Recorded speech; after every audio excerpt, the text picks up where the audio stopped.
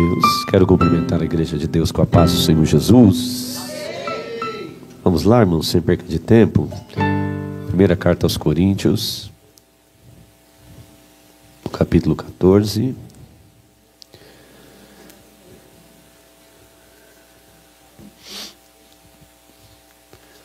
Vou fazer o seguinte, vamos ler aqui o 12 e o 31, depois a gente vai para o 14 primeiro. Só 2 versículos, tá bom? Enquanto você procura, eu quero louvar a Deus por mais essa rica oportunidade. Quero agradecer a autorização dos líderes, né, que permitimos nós estarmos aqui. Cadê a irmã Gisele, a cooperadora Gisele? Deus abençoe por toda a atenção e por todos que estão aqui hoje para louvar e engrandecer o nome do Senhor. Eu estava ali na tarde da bênção, né, irmão, na minha igreja, e acaba um pouco tarde. Aí por isso que eu acabei um pouquinho atrasando, mas cheguei na hora dos louvores, da oração, para a glória de Deus, né? Vamos lá, capítulo 12, verso 31. Vamos ler esse versículo, que diz assim: portanto, procurai com zelo os melhores dons, e eu vos mostrarei um caminho mais excelente. Capítulo 14, segue a caridade, em outras traduções é o amor, e procurai com zelo os dons espirituais, mas principalmente o de... Amém? Pode se assentar. Quem crê nessa palavra dá glória a Deus. Amém. Louvado seja o nome do Senhor Jesus. É permitido o fundo musical? É o varão que faz, né? Então, amém. Deus abençoe. Irmãos, de tudo que eu já ouvi aqui, eu fiquei muito feliz. Quando já me mandaram o tema da campanha, eu falei, Jesus, eu nunca preguei em cima de um tema falando para buscar os dons espirituais. A gente vai em alguns lugares, até mesmo na minha igreja, a gente escuta, por exemplo, a queda do gigante, a vitória sua. Não estou falando que não é errado, que você vai ser um governador, a campanha da restituição, isso é muito bom. Mas eu nunca tinha visto um tema desse. Eu falei, Deus, esse tema veio do seu coração. E veio como uma promessa de um cumprimento de uma palavra também, falado pelo profeta Joel, né, irmão? Para os últimos dias, os dons de Deus estão disponíveis, irmão. Tem uma linha seguido que vai falar sobre o cessacionismo. Eles não acreditam nos dons espirituais. Nós pentecostais somos continuistas. Nós acreditamos na continuidade do dom. Quando a gente olha, irmão, desde o Velho Testamento até o Novo Testamento, a gente vai ver Deus distribuindo dons espirituais. Você lembra de Moisés? Moisés, ele foi incumbido uma grande responsabilidade sobre ele. Lá no capítulo de número 3 de Êxodo, Deus vai encontrar ele, não é no deserto não, é atrás do deserto. Se no deserto é difícil, imagine atrás do deserto. Ele está cuidando de um rebanho que nem dele é do sogro dele. Então Deus gosta de pessoas que têm responsabilidade. Já que Moisés tinha responsabilidade, Deus disse, vou dar mais uma. Qual que é? Libertar o meu povo da mão de Faraó e do Egito. Só que Moisés se apresenta a Deus e diz, eu não sei nem falar. Sou um homem de língua pesada. Sou um homem que não sei nem falar, Senhor. Então Moisés, ele pede sinais para Deus. E no capítulo de número 4, 5, não me falha a memória, Deus vai dar dons para Moisés. Deus olha para Moisés e fala, coloca a mão aqui dentro do peito. Então ele coloca a mão, tira, a mão está leprosa. Coloca a mão de novo, ele tira de novo e a mão está curada. Então ele recebe o dom de curar. Moisés fica meio ainda duvidoso. E quando Deus agora olha e diz assim, ó, pega um pouco d'água e joga aí no chão. As águas agora se transformaram em sangue. Aí ele pega e fala, parece que Moisés está desacreditado, Deus só está dando sinais. Aí Moisés fala, pega o teu cajado e joga no chão. Quando ele joga no chão, vira uma serpente. Aí ele olha e diz assim, pega agora pelo rabo e pega de novo. Aí aquilo lá volta o cajado de novo. Dons de maravilhas, irmão. Então os dons, eles são entregues realmente para a edificação da igreja, para o propósito de Deus ser cumprido na terra. Mas é para quem tem responsabilidade, como já foi falado, varão. É interessante, irmão, porque ele diz que realmente isso é verdade. Quando nós pedimos dons para Deus, nós passamos por processo. Você lembra do ministério de Jesus? Jesus, no capítulo de número 2, ele estava dentro do templo e ele estava, melhor dizendo, ali conversando com os doutores. Se eu não me engano, no capítulo 2, verso de número 43. Só que os doutores estão impressionados com tamanha sabedoria de um jovem. Só que Jesus agora, irmão, ele vai sair de cena e aos 30 anos de idade ele vai para o Jordão. Seu ministério vai mudar, uma nova fase no seu ministério. O Espírito de Deus vai descer sobre a vida de Jesus. E quando o Espírito Santo desce sobre a vida de Jesus, no capítulo de número 3, o mesmo Espírito que vai dizer e bradar que é Deus, falando para ele: eis aí o meu filho amado, é o mesmo Deus também que vai pegar Jesus e pôr no processo. Porque Jesus agora vai ser capacitado pelo Espírito de Deus. Também a Bíblia vai dizer que Jesus expulsava demônios pelo Espírito Santo de Deus. O Espírito Santo pega Jesus, leva para o deserto, e a Bíblia diz que a vida de Jesus é conduzida pelo Espírito ao deserto. Jesus, ele não vai receber o batismo, ou seja, Jesus não vai receber o Espírito Santo e ele não vai pregar, ele não vai profetizar, ele não vai revelar primeiro. Ele vai passar por um processo do deserto. Ao contrário do que muita gente pensa, irmão, Jesus, ele começa na sua escola, não é numa grande igreja, não é com a foto no cartaz, é no deserto. É no deserto que o Espírito vai conduzir a vida de Jesus. É no deserto que ele vai ser cheio do Espírito. É no deserto e cheio da palavra que ele vai confrontar Satanás e vai sair daquele deserto cheio do Espírito Santo de Deus. Só que tem um porém: Jesus está orando e jejuando. Tem pessoa que quer receber o dom dentro de uma rede, deitado na rede. Tem pessoa que quer receber um dom que parecendo aqueles passarinhos novos. Quer que o pai e a mãe vai colocar comidinha dentro da boca. Não quer saber de orar, não quer saber de jejuar, não quer saber de escola bíblica. Que fonte de poder que a gente está buscando, irmão? A fonte do verdadeiro poder ainda é a palavra de Deus. A palavra. Jesus venceu a Satanás pela palavra e pelo Espírito. Ai, irmão, se acontecer de alguém aparecer manifestado de madrugada, bom, vamos lá na casa do irmão João. O irmão João é da igreja, só que o irmão João não gosta de orar, não gosta de jejuar, não gosta de evangelizar, não gosta de culto de 5 de oração. Que autoridade que João tem para expulsar demônio? Jesus está dizendo: eu quero dar revestimento e poder para a minha igreja, mas é tempo de colocar a boca no pó e se humilhar para Deus. Quando Paulo diz: busque com zelo, a palavra zelo quer dizer uma busca fervorosa. 2 anos, irmão. 2 anos orando, buscando e jejuando.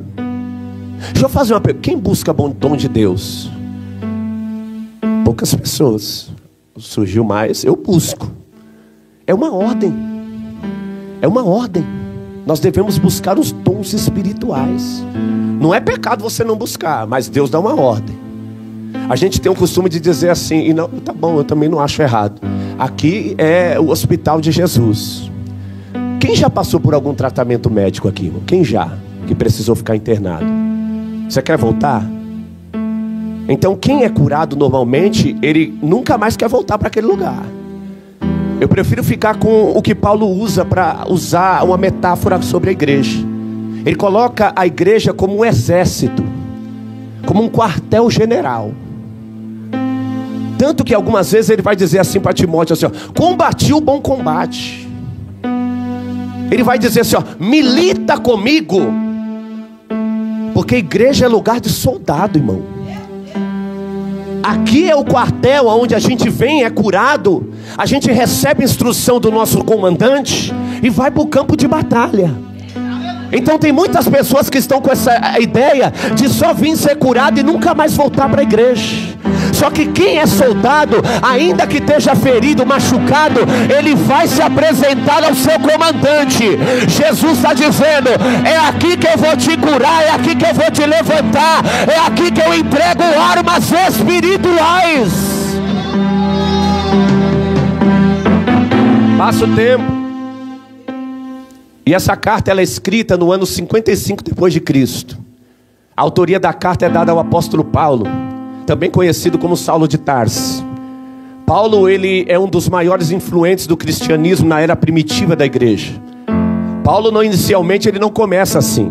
Inicialmente é perseguidor e matador de todo aquele que professa a fé em Jesus Cristo. Só que passado o tempo ele vai ter um encontro com Jesus no caminho de Emaús, esqueci o nome, no caminho de Tarso, no caminho de Damasco, irmão, perdoa, me fugiu, no caminho de Damasco, Atos capítulo 9, verso de número 3. Depois disso, agora ele se torna o maior implantador de igreja e um dos maiores teólogos da fé primitiva, da fé cristã daquela época. Passado o tempo agora, Paulo entende que a sua missão é propagar o evangelho. Suas cartas também são chamadas de epístola, que é de grande importância para a vida da igreja no tempo de hoje também. A Bíblia vai dizer agora que Paulo começa a sua missão viajando para muitas cidades, entre idas e vindas, pregando o evangelho e implantando igreja, entre idas e vindas, plantando o evangelho e pregando, plantando igreja e pregando o evangelho também. Nessa ida e vinda, Paulo vai parar na igreja, na terra lá de Corinto. Lá no capítulo de número 18 de Atos dos Apóstolos, vai mostrar a estadia de Paulo naquele lugar. Vai passar o tempo, irmão. O texto vai dizer que Paulo vai passar um período de 1 ano e 6 meses naquela cidade, ensinando os novos convertidos na fé. O texto vai dizer que Paulo agora resolve sair da cidade. Só que mesmo Paulo saindo da cidade, saindo e deixando a igreja continua crescendo, se desenvolvendo no ensino do evangelho e na manifestação dos dons espirituais. Está tudo maravilhoso, a igreja está grande, a igreja está crescendo.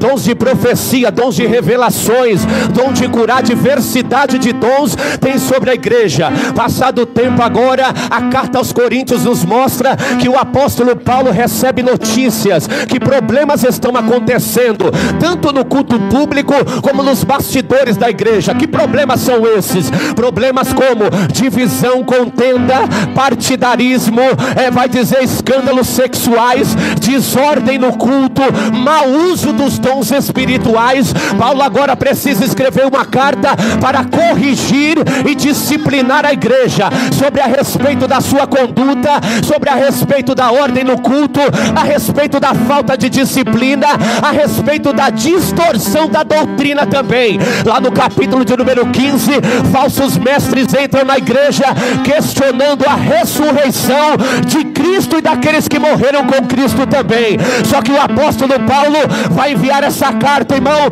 para corrigir a igreja de Deus, porque o texto vai dizer, irmão, que Paulo envia aquela carta para corrigir, para exortar, irmão.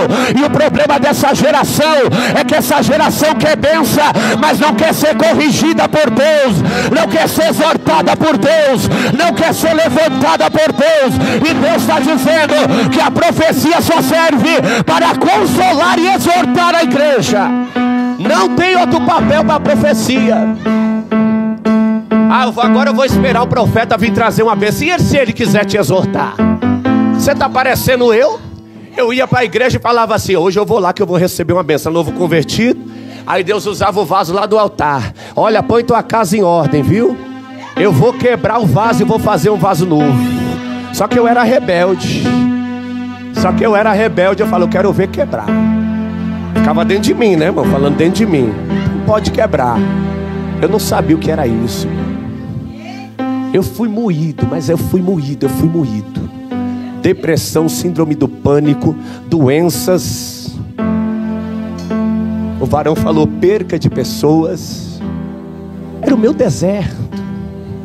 Agora observa isso, irmão.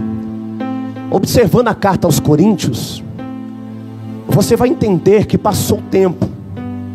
Os problemas, conflitos e confusões daquela igreja estão sobre essa geração, estão sobre os ministérios, e são sobre os nossos tempos também.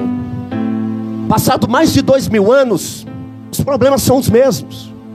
Contenda, divisão, partidarismo.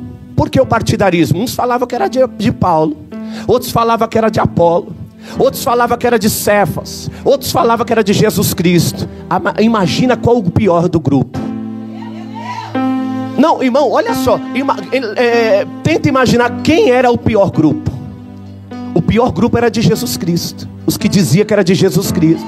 Sabe por quê, irmão? Era um grupo que não aceitava autoridade pastoral. Era um grupo que pensava que tinha ligação direta com Deus, então ele não obedecia o pastor, ele não obedecia o líder, porque eles tinham dons espirituais. Então ele falou assim, ó, não preciso de pastor nenhum não, porque Deus fala diretamente comigo. Ei, meu filho, se tu é cheio do Espírito Santo, minha filha, então você precisa entender que lá na carta aos Hebreus já dizia assim: obedecei os vossos pastores, porque eles velam pela sua alma.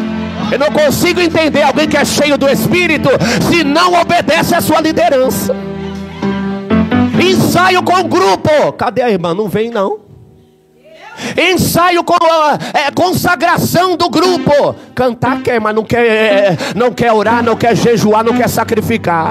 Aí depois chega à noite com a cara lavada dizendo, eu quero louvar. Tu não apresentou nada para Deus, sabendo que Deus só recebe coisas do Espírito. Tu quer apresentar o quê? Aí chega na igreja, irmão, e aí canta o louvor ainda assim, ó, eu quero trabalhar pro meu Senhor. Só que acorda meio-dia, come 10 pão, toma um monte de leite, e depois vem para a igreja cantar, dizer que quer trabalhar para Jesus. E Jesus está dizendo, desperta mulher, desperta homem, porque eu quero te entregar a ferramenta. Jesus quer nos despertar, irmão. Jesus quer nos despertar. Eu preciso ser despertado por Deus. Quantas madrugadas você já não desce mais? Quantos são os montes que você já não sobe mais? Quantas vezes você sacrifica a oração na igreja?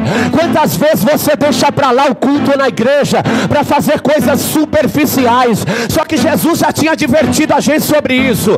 Lá em Mateus capítulo de número 25 vai falar sobre as virgens loucas e sobre as virgens prudentes. Quem é você no culto? Quem é você no reino de Deus? Não tem problema ter virgem louca não, mano, você sabia? Não tem problema ter joio, não tem problema ter bode, não tem problema ter virgem louca. O problema é as virgens prudentes não se reposicionar diante das virgens loucas. Porque as virgens loucas, elas vivem um momento, elas têm azeite no momento. Elas cantam, elas pregam, elas pulam, profetizam, mas na hora do vamos ver, elas não têm azeite. Porque a gente só mostra quando tem azeite de verdade, é na hora do aperto. É na hora do aperto que o azeite aparece. É na hora do aperto que a gente sabe quem é homem de Deus e quem é mulher de Deus. Lá vai as virgens loucas, ouve-se o som, aí vem o esposo. O texto diz que todas se levantaram. Não tem problema, todas se levantaram. O problema é que não foi Deus que levantou as loucas, elas que se levantaram. O evento era grande, precisava de azeite para se encontrar com o noivo. Quem vai arrebatar a igreja, irmão, é o Espírito Santo que vai levar a igreja até Jesus nas nuvens dos ares. Sem o Espírito Santo a gente vai aonde? João capítulo de número 16, qual que é o propósito? Capítulo 16, verso 7. Quando vier o Espírito Santo, é Ele que vai convencer o mundo do pecado. A gente pensa no Espírito Santo só em forma de poder. Só que a gente não pensa no Espírito Santo em forma de santificação. Hebreus capítulo de número 12 vai dizer, segue a paz com e a santificar, sem a qual ninguém é ninguém, irmão. Pode ser pregador, pode ser pastor, pode ser profeta. Se não for santo aqui nessa terra, irmão, não vai se encontrar com Jesus. Aí vai reclamar com ele, porque a palavra é dele. A palavra corta para o pregador, a palavra corta para a nave da igreja. É tempo de se santificar. As virgens loucas. Virgem louca é assim, ó. O varão está indo para o monte. Virgem prudente. E aí, vamos para o monte hoje, pessoal. Como que é o nome do irmão? Irmão Michael. Irmão Michael, hoje eu não vou não, mas leva minha foto, tá?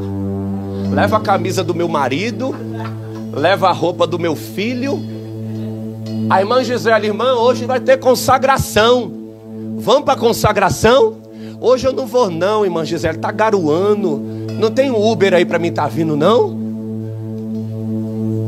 Mas leva lá a foto do meu marido. Ora lá por mim, porque eu estou por aqui mesmo. Virgem louca. Não busca azeite. E o problema é esse, mano.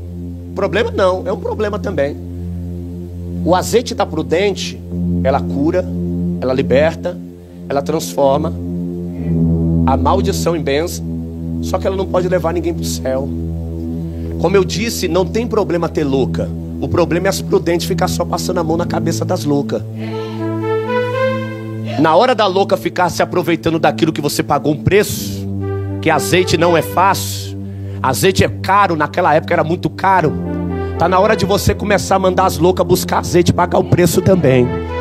Porque Deus quer converter as loucas. Mas enquanto as prudentes não se posicionar e parar com esse negócio, ai, eu tô com uma dor de cabeça, vem visitar aqui na minha casa. Toma um Doril, meu filho. Porque se você quiser, vem para a igreja. Porque é na igreja que você vai receber a tua cura. Tá na hora das loucas tomar sua posição e as prudentes se posicionar diante das loucas. Irmão, a gente tem que ter posição. Você é um profeta, uma profetisa de Deus. Jeremias olhou um dia, se compadeceu da rebeldia do povo. E Deus olhou: Jeremias, você não está vendo o que esse povo está fazendo não? Jeremias fez vista grossa, porque ele estava vendo. Jeremias capítulo de número 7, verso de número 16. Ainda que se você clamar, eu não ouvirei. Se invocar, eu também não ouvirei. Você não está vendo, Jeremias? O povo estava todo errado e Jeremias querendo passar a mão na cabeça do povo. Discernimento espiritual. Aonde Deus está com a mão, eu não coloco a minha. Aonde papai está com a mão dele, irmão, deixa Deus trabalhar. Porque você não tem habilidade de mexer com barro ruim. Barro ruim tem que ser molhado, amassado, moldado, para que Deus venha trabalhar na vida dele. Ele está dizendo nessa noite: ei, mulher de Deus, eu te dei discernimento. Para de agir com sentimento e começa a agir com o Espírito. Jesus vai dar discernimento. Não haja com sentimento, porque tem gente que é como Jonas, só está fugindo. E você pagando preço. Jesus sabe tratar com barro ruim. O texto diz, a história diz, o apóstolo Paulo, ele sai da cidade, a igreja continua crescendo, acontecem os problemas. A gente sabe que todos esses problemas permeiam o nosso tempo e as nossas igrejas também. Pecados sexuais aconteceram naquela época. A Bíblia diz que tinha um jovem deitando com a própria madrasta. A gente olha e pensa assim: peraí, não tem ninguém deitando com a madrasta. Nós somos respeitosos, nós respeitamos os mais velhos. Só que quando Paulo fala sobre os pecados, os escândalos sexuais, ele dá mais base para muitos outros. Por exemplo, o marido tem que respeitar a mulher tem que respeitar o marido. A gente tem que entender que o namoro do jovem tem que ser santo. Ele não pode seguir o padrão do mundo, tem que seguir o padrão da igreja, da Bíblia. Por isso que você vai ver muito jovem que começa o namoro hoje, fica, beija, abraça, faz o que faz, termina com um, começa com o outro e faz a mesma coisa. Aí depois vem para a igreja cantar, dizer que Deus é santo. Aí depois vem para a igreja pregar, dizer que Deus é santo. Jesus está dizendo: segura a tua mão, rapaz, segura a tua mão, mulher, porque nessa noite o Senhor está dando poder sim, mas é para santificar a igreja. Namoro de crente é base bíblica. Estou dentro da palavra e dentro da carta. Capítulo de número 7. Maridos, vocês não têm poder sobre o seu corpo senão a sua mulher. Mulheres, vocês não têm poder sobre o seu corpo senão os seus maridos. Sabe o que é isso, irmão? Direitos sobre o corpo do outro. Isso aí é para marido, não é para namorado. Isso aí é para marido e para mulher, não é para ficante. Acabou, glória, igreja. Vocês estão aí, povo de Deus? É a palavra de Deus aqui, ó. É melhor você ser exortado por esse simples pregador do que chegar no dia do grande trono branco e ser rejeitado por Deus. É tempo de colocar a casa em ordem. É tempo de colocar a vida no prumo de Deus. Jesus está dizendo: eu vou te abençoar, mas é tempo de colocar a tua vida no altar.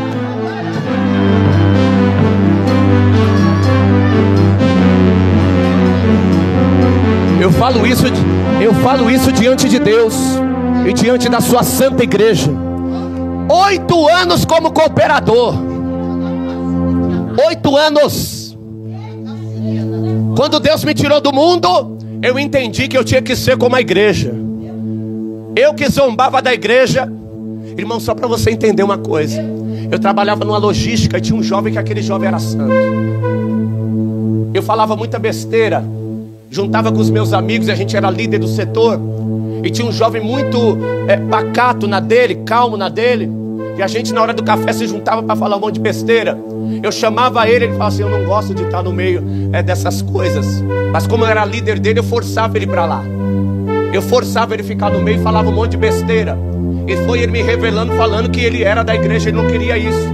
Só que eu cheio de demônio, falei: não, você vai ficar aqui sim. E falava um monte de besteira. Passado o tempo, aquele jovem saiu. Agora o preço era comigo. Virei piada na boca dos meus amigos. Ei, Raul, hein? Quem te viu, quem te vê, hein? Voltou a ser virgem, filho? Tá arrumando mais nada. Fizeram o grupo no WhatsApp. R.R. Soares, Valdomiro, irmão. A gente toca naquele que é santo, irmão. Irmão, o prejuízo é muito grande. E Deus me fez lembrar do que eu fiz com aquele jovem. Fizeram pior. Aonde eu passava indo para a igreja, os meus amigos passavam e passavam rindo de mim. Tacavam bebida em mim. Aqueles que diziam que eram meus amigos. Eu chegava na igreja, era uma igreja assim, eu entrava, dobrava os meus joelhos, mas eu só chorava. E falava: por que o Senhor está fazendo isso comigo? Todo mundo me abandonou. Fiquei sozinho caminhando. Eu entendi que eu tinha que carregar a Bíblia. Só que a Bíblia que eu carregava era uma pequenininha e colocava dentro das calças para ninguém saber que eu estava virando crente. Só que a igreja que eu ia era de mistério. O pastor chegava lá, eu ficava sempre na frente. Ficava na frente. O pastor falava: tem gente aqui escondendo a Bíblia dentro das calças e está com vergonha de Jesus. A igreja explodia, irmão. Glória a Deus, glória a Deus. O varão do lado cutucava: misericórdia, né, irmão? Né? Acabava o culto, eu ia pro banheiro e colocava a Bíblia nas calças, com vergonha. Com vergonha de Jesus, irmão. Processo muito grande. Passado o tempo agora, irmão, a carta aos Coríntios, a cidade de Coríntios era uma cidade muito próspera. O comércio lá era muito dinâmico e intenso. Isso chamava a atenção de outras pessoas do mundo inteiro. A cidade de Coríntios era influenciada pela cultura grega, que tinha a prática de adoração a outros deuses. Com isso agora os mais famosos eram Apolo e também Afrodite. Não só a idolatria tomava conta pela adoração desses deuses, também como era uma marca da prostituição devido à influência do templo de Afrodite. 1000 prostitutas cultuais estavam dentro desse templo. Mulheres que estavam dentro do templo e fora do templo, querendo seduzir homens para trazer eles à prática sexual. Acreditava-se naquele tempo que aqueles que praticavam o ato sexual com essas mulheres, elas recebiam bênçãos de Afrodite. Só que agora a história diz que depois, agora Paulo ele envia esta carta para que não permitam que as mulheres se vistam, se comportem como essas outras mulheres. Então por isso a necessidade da carta para corrigir essas pessoas. Passado o tempo, a idolatria toma de conta, a prostituição toma de conta. Só que Paulo, cheio do Espírito Santo, envia uma carta para corrigir os irmãos de Corinto, irmão. A Bíblia mostra agora que quando no capítulo de número 1 Paulo se apresenta, ele vai dizer assim: Paulo, apóstolo de Jesus Cristo, segundo a vontade de Deus, ao lado do companheiro Sóstenes. Quando Paulo diz apóstolo de Jesus Cristo, a palavra apóstolo significa enviado. Quando ele faz questão de falar que ele é de Jesus Cristo, ele está autenticando o seu ministério e a sua palavra. Paulo está dizendo: o que eu vim falar para você não é da minha parte, é da parte de Deus, é da parte de Jesus Cristo. Não foi eu que me levantei. O texto vai dizer no capítulo de número 1, verso 1, que ele foi levantado e chamado segundo a vontade de Deus. Paulo não pressionou o pastor para ungir ele. Paulo não pressionou o pastor para colocar trabalho na mão dele. Foi a vontade de Deus e a mensagem que ele trazia era da parte de Jesus Cristo. O recado de Deus para a igreja dele nessa noite é para você não se importar com o que as pessoas falam, porque o teu chamado veio da parte de Deus, e foi o Espírito Santo que te escolheu para essa grande chamada. Profetiza, homem, profetiza, mulher, porque é o Espírito de Deus que está na tua vida. Já vou terminar, irmão. O trabalho era muito árduo. O trabalho era muito árduo. Os adoradores de Apolo, eles se mantinham na prática homoafetiva, relações sexuais entre o mesmo sexo. Então, quando eu falo isso, eu não quero encher a sua mente de conhecimento. Está tudo lá em Atos dos Apóstolos, é Bíblia. Está tudo lá em Atos capítulo de número 18, é só conferir depois. Quando a gente vê isso, irmão, a gente consegue entender a gravidade em que Paulo ele vai entrar em uma cidade para converter pessoas de dura serviço, de duro entendimento. A cidade é uma cidade imoral, uma cidade idólatra, mas mesmo assim Paulo não recua na missão. Tanto que eu estou falando que no capítulo de número 2, verso de número 3, o apóstolo Paulo disse assim, ó: quando eu fui ter com vocês, eu fui em grande temor e tremor. Por que Paulo está falando isso? Ele não está falando porque está com medo ou que está com vergonha do evangelho. Está falando da grande responsabilidade de evangelizar aquele povo. Então Paulo não está com medo, Paulo não está fugindo, ele só está falando da grande responsabilidade.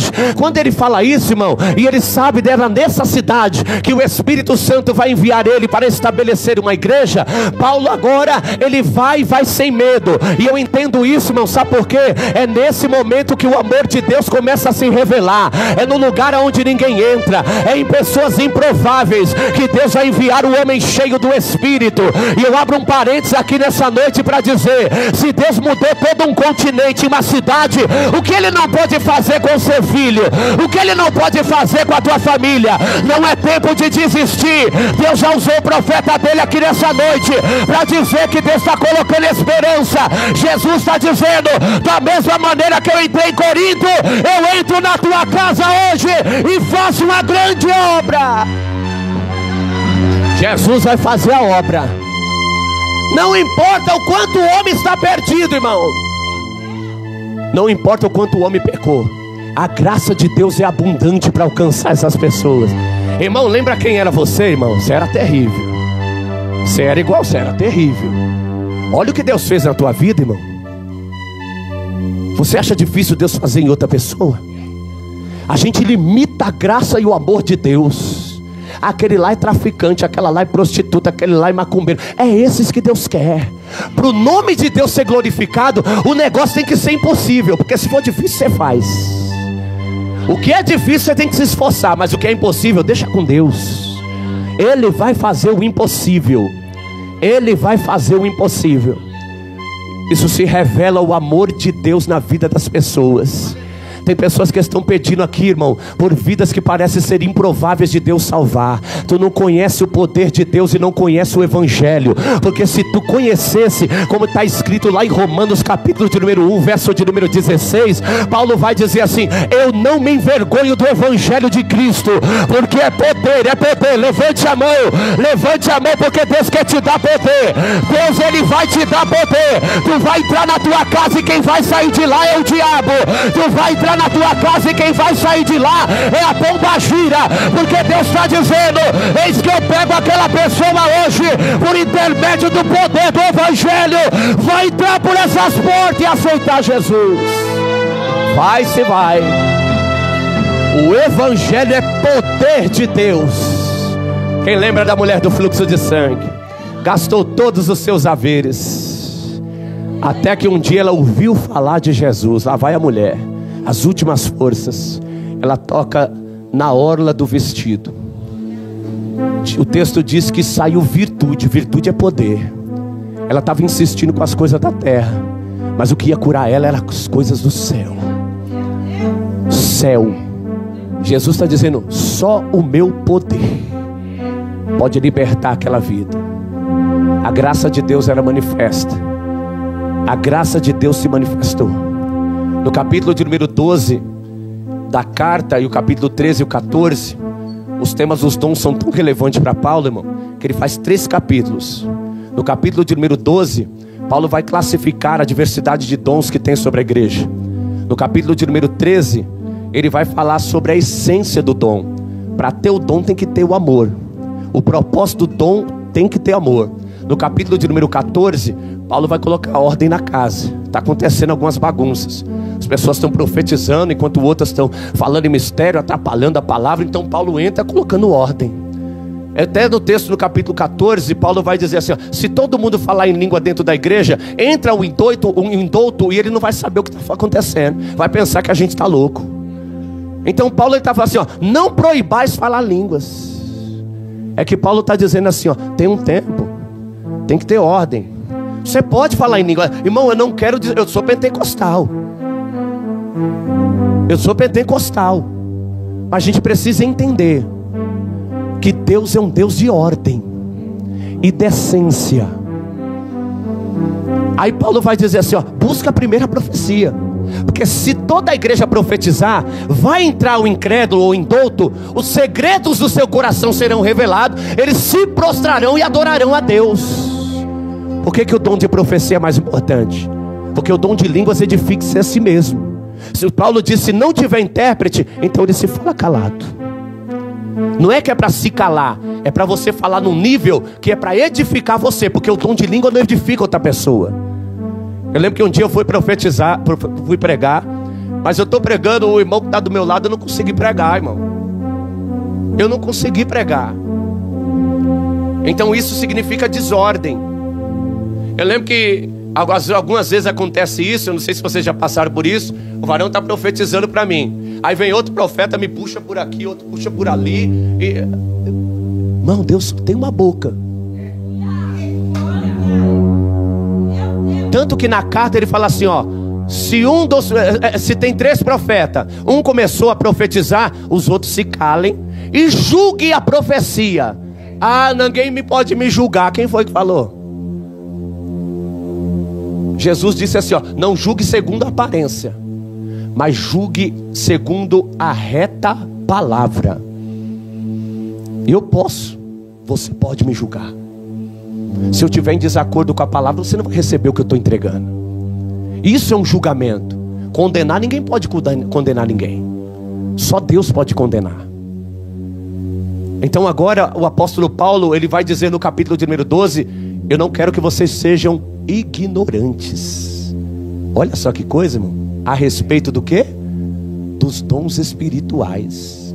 Então era uma igreja cheia de poder, mas faltava instrução, porque era como se fosse uma bagunça. É como se eles não entendessem o propósito do dom. Então, como que acontecia? Enquanto um profetizava, ele só profetizava e diminuía os demais. Tanto que Paulo usa a metáfora do corpo. Ele vai dizer assim, ó, Cristo é o cabeça e nós somos o corpo. Ali vai falar da unidade no meio da diversidade. Não tem ninguém igual aqui. Nós somos iguais diante de Deus, mas todo mundo aqui tem um talento diferente. Todo mundo aqui tem uma personalidade diferente. Então a igreja precisava lidar com aquela situação. Aí esses que eram mais apresentáveis, como Paulo vai dizer dos membros, por exemplo, os braços estão à vista, as pernas estão à vista.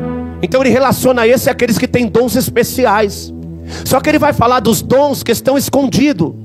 Ele vai falar, por exemplo, eu estou de sapato aqui, ninguém está vendo meu dedo, ninguém está vendo meu pé. Mas se meu pé não está aqui, o corpo não fica de pé.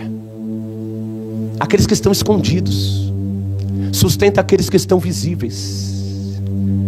Posso te falar uma coisa, irmão? Tem gente que nunca vai subir no altar para pregar, mas é ele que sustenta o ministério de algumas pessoas. Ciclo de oração, monte, madrugada. O pastor vai pregar, você começa a orar. O pastor vai evangelizar, você começa a orar. Esses aí são os membros que estão escondidos. Só que o texto diz que eles têm grande importância. Só que o que estava acontecendo? Estava havendo uma crise dentro deles. Ele estava olhando e dizendo assim, eu queria ser a orelha, eu queria ser o braço. Aí Paulo vem, toma o papel e fala assim, se todo mundo fosse orelha, como que seria? Se todo mundo fosse boca, como que seria? Então para você ver, irmão, a boca precisa até do pé, Porque se colocar a comida ali, vai ser difícil eu pegar se eu não tiver os pés. Irmão, o pastor precisa de você, o profeta precisa de você, a igreja precisa. Então Paulo ele fala isso, irmão, como uma metáfora. Nós precisamos estar ajustado. Aí eu acho interessante a fala de Paulo, que ele fala assim, ó: se todo o corpo, se um membro se alegra, todo o corpo também tem que se alegrar. Agora, se o membro do corpo se machuca, todo o corpo sente a dor. Se você não consegue se compadecer com a dor do seu próximo, é perigoso, porque pode ser que você não está fazendo parte do corpo. Tem gente que não está nem aí.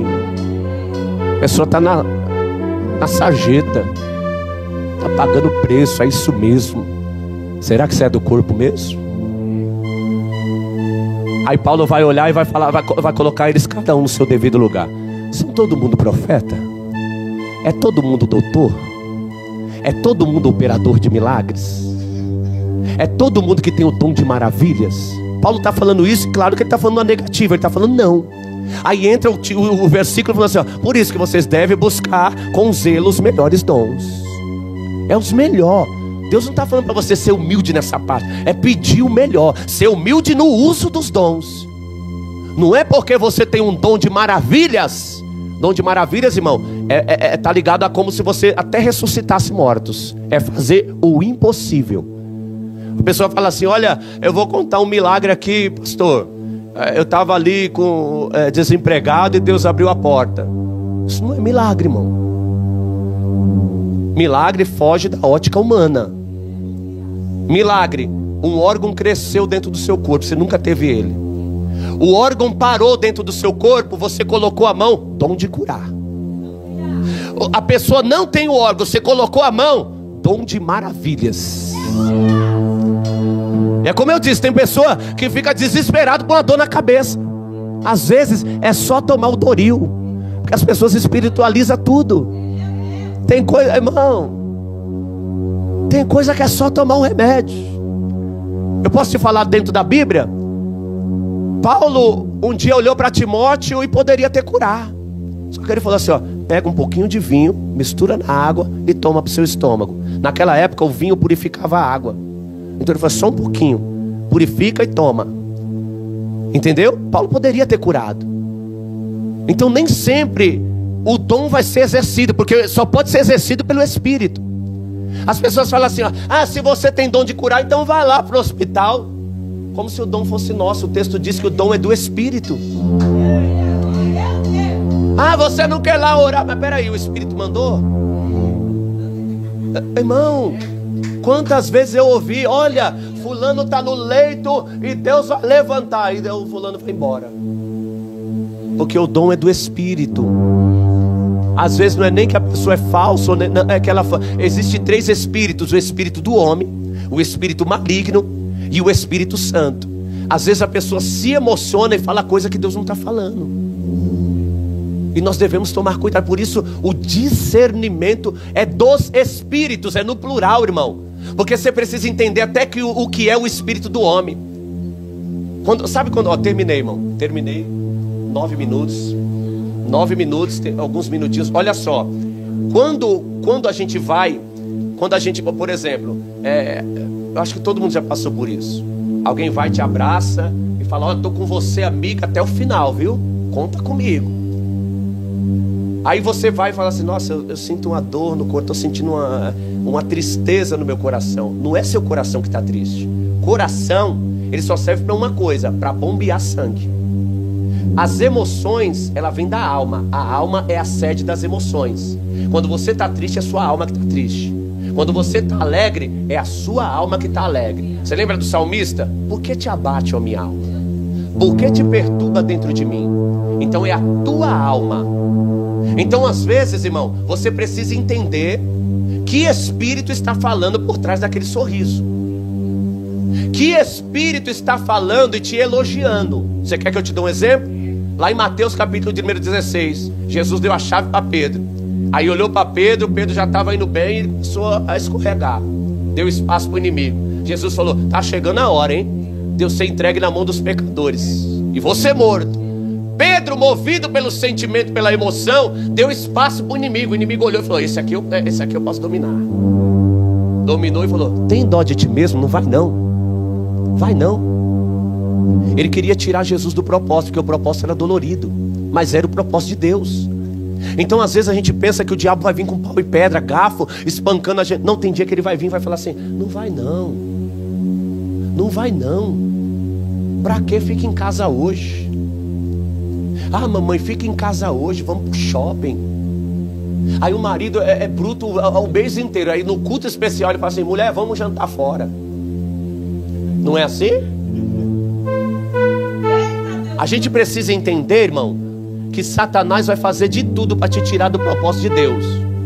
E às vezes você vai olhar e vai falar assim: ó, todo mundo só me humilha lá. Quer saber? Eu vou pro shopping, eu vou pra praia mesmo. As pessoas assim não entendem, porque elas não estão entendendo que o mundo espiritual está operando para que eles não venham prestar um culto a Deus.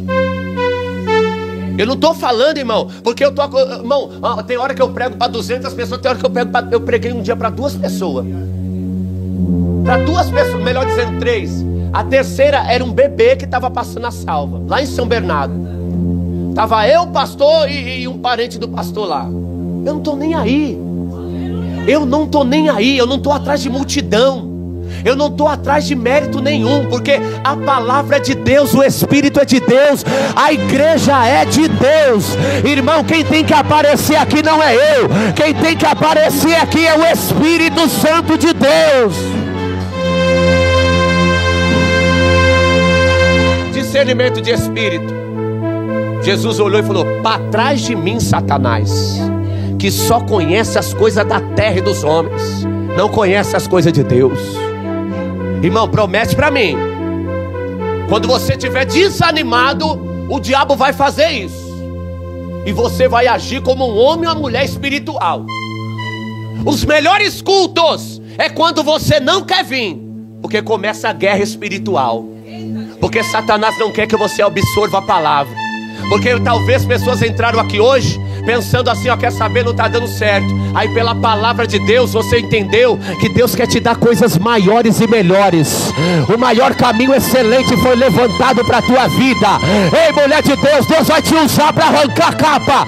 Deus vai te usar para você curar, para você expulsar demônio. É hora de se posicionar. Tem dons espirituais sendo entregue para a igreja. Tem dons espirituais sendo entregue para a tua vida. Jesus está dizendo: ainda que você não queira, eu estou abrindo a tua visão espiritual. É um mistério de Deus isso. A gente pede coisa para Deus, aí daqui a pouco Deus dá para a pessoa mais simplesinha. A pessoa não sabe nem falar. Daqui a pouco, irmão, a minha sogra, se você conhecer a minha sogra, missionária Cleide, ela é uma senhora que ela anda com uma bengalinha assim, ó. Se ela tiver, já era. Irmão, eu sei o que é revelação e eu sei o que é bobeira. A mulher, irmão, ela é muito usada por Deus nessa parte da visão e da revelação. Só que ela, ó, glaucoma, colesterol, diabetes, osteoporose, já teve traumatismo craniano, sofreu 4 infartos, problema nos rins. Olha o que o varão falou. Eu estou te falando que é bíblico o que ele falou. Antes de você receber o dom, no período que você recebe o dom e depois que você recebe o dom. Paulo falou assim, ó: em verdade eu não quero nem me gloriar. Segunda carta aos Coríntios, capítulo 12. Mas passarei as visões e revelações de Deus. Ele vai dizer assim, ó: há 14 anos, eu não sei se no corpo ou no espírito, subiu ao céu, foi arrebatado. Então ele está falando de dons espirituais e o preço que ele paga. Porque Paulo está tão apertado o processo na vida dele, que ele vai fazer uma campanha 3 dias. Senhor, tira o espinho. Deus não fala nada no primeiro. Segundo dia, tira o espinho. Deus não fala nada. No terceiro, Deus se apresenta. Fala: Paulo, a minha graça, porque o meu poder se aperfeiçoa na tua fraqueza. É na tua fraqueza. A Bíblia diz, irmão, que aqueles que esperam no Senhor, tem gente que espera muito no homem. Por isso que tem pessoas que estão aqui, estão decepcionados. Você olhou para o homem, você olha para o homem, está decepcionado. A sua esperança tem que estar em Deus. Os que esperam no Senhor renovarão as suas, subirão como? Caminharão e não, correrão e não. Por quê? Porque esperaram no Senhor. Eu duvido alguém que tem uma vida enxertada em Cristo, que está direcionado, ligou o seu GPS para ir para o céu, e não está nem aí com o que perdeu, com o que aconteceu, independente do que aconteceu. Irmão, eu duvido Satanás retirar essa pessoa da presença de Deus, porque você passou luta, você passou prova, a porta fechou, a enfermidade chegou. Satanás disse assim: olha, esse ano eu desvio ele, eu desvio ela. Só que hoje você está aqui nesse culto maravilhoso, com a mão levantada, dizendo glória a Deus. Essa é a raiva do diabo.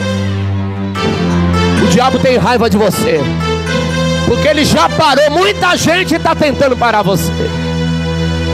Vamos ficar de pé, irmãos? O amor, a essência do dom é o amor. Quem tem amor aqui pelo seu próximo? Há duas vertentes, irmão. Há duas vertentes. Uns colocam o amor como um fruto. Gálatas capítulo de número 5 vai dizer que o amor é um fruto. E também vai falar, como em Coríntios, que o amor é um dom supremo. Você entendeu? Só que o texto vai dizer que o amor é tão importante que no final do capítulo de número 13, ele vai dizer assim, ó: depois que cessar as profecias, as línguas, as revelações, vai ficar a fé, a esperança e o amor. Entre esses, o mais importante é o acabou. Jesus falou assim, ó: você quer cumprir os mandamentos? Falando para os fariseus: ama a Deus sobre todas as coisas e o seu próximo como a ti mesmo. Você cumprindo esses dois mandamentos, acabou, você está salvo. Olha o poder do amor. Olha o poder que tem o amor. Tem pessoas aqui que estão magoadas com pessoas. Jesus está dizendo assim: olha, é tempo de liberar o perdão. Você é um vaso de Deus, e vaso de Deus não pode ter mancha, não pode ter sujeira. O oleiro coloca a mão dentro desta pessoa aqui hoje, irmão, vai arrancando algumas coisas, ó. O oleiro coloca a mão dentro hoje e vai trabalhando no vaso. É por dentro, não é por fora não. Ele está dizendo: eu estou arrancando ressentimento e mágoa do passado.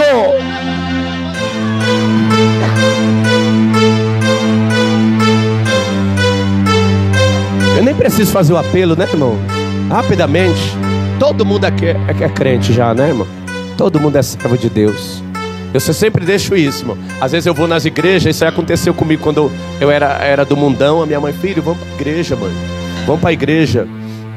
Quem lembra aqui da pastora Nilda? Alguém conheceu a pastora Nilda? Mulher de Deus, hein, irmão? Mulher de Deus. Eu não ia para a igreja porque eu sabia que ela ia revelar as coisas que eu fazia. Vamos para a igreja, filho, vamos para a igreja. Mas eu quero saber de igreja não. Só porque eu uso as drogas aí, eu não sou filho de Deus. Aí um dia eu abri a Bíblia. Aí eu também sou filho de Deus. João capítulo de número 1, verso de número 12. Todos que me receberam foram lhe dado o poder de ser chamados filhos de... Se recebeu o filho de Deus, se recebeu Jesus, é filho de Deus. Se não recebeu, Deus não mexe com o filho dos outros. Talvez você entre no meio dessa... Vocês não, graças a Deus. Essas pessoas, já falei, eu preguei numa igreja, eu sempre falo isso. As pessoas que não aceitaram Jesus entram na classe dos filhos da desobediência, das trevas, filhos da escuridão e filhos da perdição. Mas você que aceitou Jesus, irmão, se prepara, porque a igreja vai se encontrar com o nosso Salvador. Cadê os filhos de Deus aqui nessa noite, irmão? Uma salva de palma para o Senhor Jesus. Só mais um minuto, tá bom? Eu recebi o convite da nossa irmã Gisele. Eu não costumo cobrar nada, né, irmão? Nem esse tipo de valor. Foi assim que eu aprendi. Eu vim de uma igreja muito simples. Eu aprendi uma coisa: quem cobra é artista. O artista, ele fala, vai ter show, então o meu cachê é X. Agora, a oferta voluntária é bíblica. Então, tudo na obra de Deus é de ato voluntário. Mas graças a Deus eu pedi também autorização. Eu trouxe alguns pães. Os pães não é para mim, é para ajudar minha mãe. Minha mãe é viúva, perdeu a minha irmã também, e ela é sozinha. Recebe uma pensão, que é pouquinho, e eu levo para onde eu vou pregar, eu levo os pães dela para ajudar ela.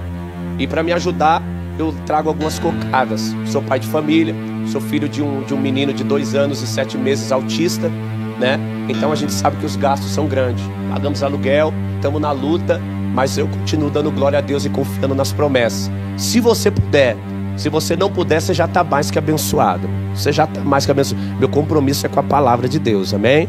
Mas quer ver, irmão? Falou sobre dons aqui hoje. Olha aí para a pessoa que está do seu lado.